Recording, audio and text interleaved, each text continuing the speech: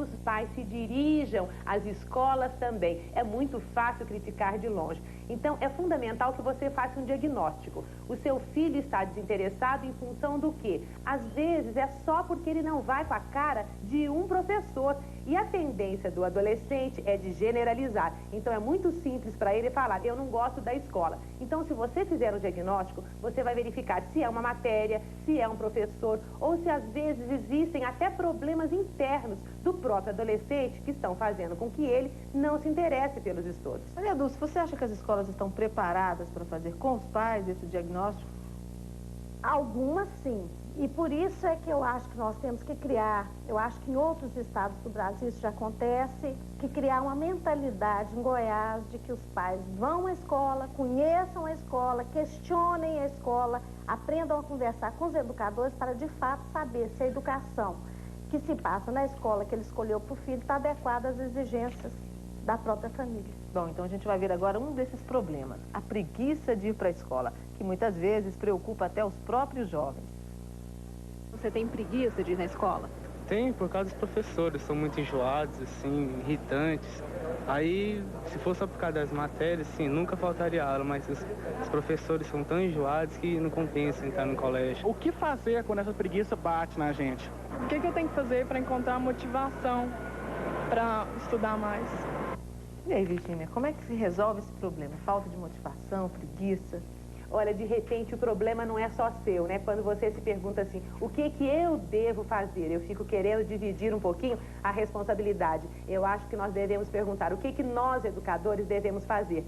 E aí eu gostaria de fazer uma comparação. Eu acho que o professor, ele tem que ser que nem um cozinheiro, né? Ele tem que oferecer o conteúdo, ele tem que despertar o prazer de aprender. E para isso ele precisa ter temperos especiais. Inclusive, numa das últimas revistas dessa semana, foi feita uma pesquisa em São Paulo, onde vocês, adolescentes, responderam essa pergunta. O que é que vocês devem fazer? É o professor que deve fazer. Ele deve ter humor, alegria, energia, vontade de ensinar.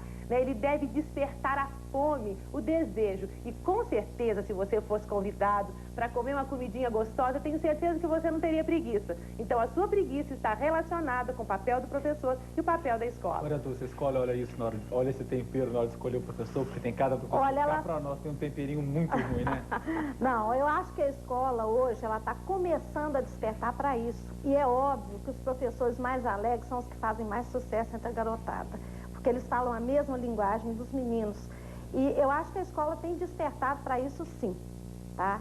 E realmente, assim, isso que... Mas a concorrência também é muito grande, né, Maria Dulce? Com o videogame, com a televisão, nossa, tantas coisas. A barra é pesadíssima, porque aí fora, o que existe de coisa que seduz essa meninada, quer dizer, de repente eles vão para uma sala de aula para ficar durante 5 horas, calados, escutando um professor chato, como disseram eles ali, falar, pelo amor de Deus. Tem que ser. Eu tenho 2 filhos e queria saber o que fazer quando eles não querem ir para a escola. Se eu bato, se deixo em casa, se briga, o que tem que fazer? Nós estamos aqui em Goiânia há 2 meses, né?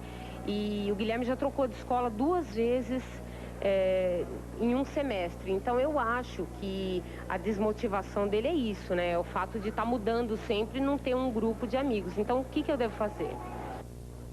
De repente, procurar uma escola que se adapte às necessidades do seu filho. Porque muitas vezes ele não quer ir para a escola, porque, como nós colocamos no início, a escola não é prazerosa. Ou então, ela exige que o aluno reproduza exatamente aquilo que ela lhe passou. Então, se a gente fizesse uma comparação, tem escolas que exigem que o aluno, por exemplo, se você comer um feijãozinho na hora do almoço, e se você não fizer a digestão, você vai colocar esse feijãozinho inteirinho para fora, não é assim? Então, tem escolas que exigem uma mera reprodução. E se o aluno, às vezes, for um pouco mais inteligente, criativo e curioso, ele não vai se adaptar a essa escola. Então, não adianta bater. O importante é ir você com ele para essa escola e verificar o que realmente está fazendo com que esse aluno não queira participar da escola. E, de repente, procurar outras, né? Dificilmente não é na primeira, não é na segunda, mas pode ser na terceira. Bater realmente não é educativo e não adianta. Mas não é complicado para um pai e uma mãe que são leigos em termos de educação formal,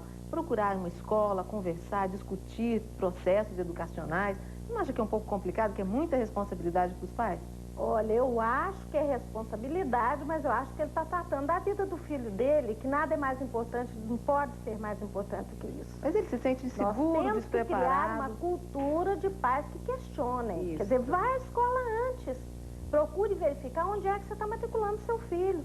Converse com a coordenação, saiba que tipo de metodologias que a escola adota, o que ela oferece para a escola, se a escola tem condições de ser prazerosa e de criar uma relação de intimidade do aluno com o estudo. Ele precisa aprender a ter intimidade. Até agora a gente colocou muito aqui que o professor não dá motivação, que a escola é chata, que eles não têm tempero, que fazem você engolir, enfim. Jogou-se muito a culpa nesse processo todo. E quanto à questão da familiar mesmo? Será que os pais estão educando o filho com essa responsabilidade? Será que o adolescente é responsável? Ele não está sendo também muitas vezes irresponsável, não, Maria Dulce? Sem dúvida nenhuma, uma porção de fatores interferem. Nós Ele temos também a tem a questão culpa cultural, dele, né? claro, familiar, né? Quer dizer, a forma como a família conduz, de que maneira que o pai encara o estudo, será que ele valoriza? De repente ele exige que o filho dele estude, mas ele próprio não tem o menor interesse em estar lendo, em estar se envolvendo de fato com aquilo que é cultural. Às vezes ele não precisa nem ter uma formação acadêmica, mas ele tem que, no mínimo, ter interesse. Você acha que nesse caso o Demonstrar exemplo é mais interesse. importante, não é isso? Ah, é claro. Bom, nós vamos agora É para uma muito outra importante situação. Um outro terror para as mães é quando chega a hora de fazer a tarefa de casa.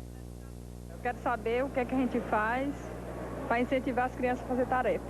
O meu filho, ele só faz o dever se eu coloco o cinto perto. Então eu queria saber se está correto, no caso, né, esse procedimento, o meu procedimento.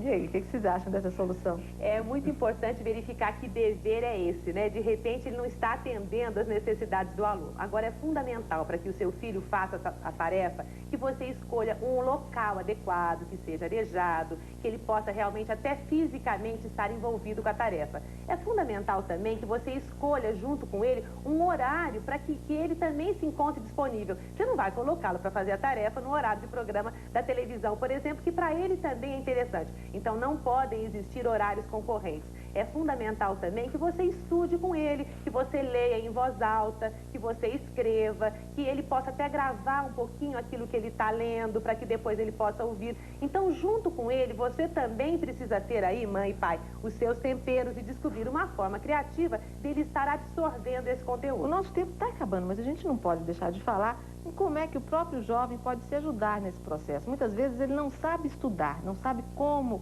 absorver aqueles conhecimentos. Você tem alguma fórmula, Maria Dulce?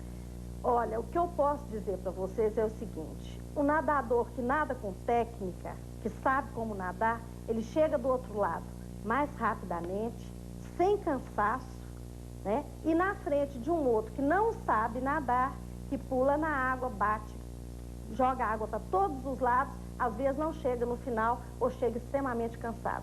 Então, estudar também requer método, requer envolvimento, requer interesse, que são metodologias, métodos fundamentais para você atingir um objetivo. Que também deveriam estar sendo passados pelas escolas. Com certeza. E pelos pais. E pelos a gente pais. agradece a participação e espera que algumas dessas informações sejam úteis, né, para os adolescentes e os pais em casa. Muito obrigada e uma boa tarde. Uma boa tarde.